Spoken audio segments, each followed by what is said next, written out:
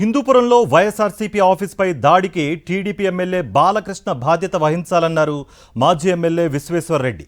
బాలకృష్ణ నియోజకవర్గంలో ఉన్న రోజునే ఈ దాడి జరగడం అనుమానాలకు తావిస్తోందన్నారు. అధికారం ఉందని విర్రవీగే ముందు రేపటి పరిస్థితి కూడా ఆలోచించుకోవాలని హెచ్చరించారు.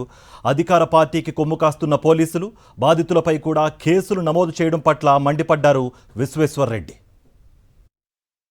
వైఎస్ఆర్ కాంగ్రెస్ పార్టీ ఆఫీస్పై జరిగినటువంటి దాడిని తీవ్రంగా ఖండిస్తూ ఉన్నాం. ఎంత అహంభావం టీడీపీ పార్టీ వాళ్ళకి తలకెక్కిందనేటువంటిది ఈ సంఘటన అద్దం పడుతూ ఉంది. ఈరోజు దీనికి బాలకృష్ణ గారు బాధ్యత వహించాలా.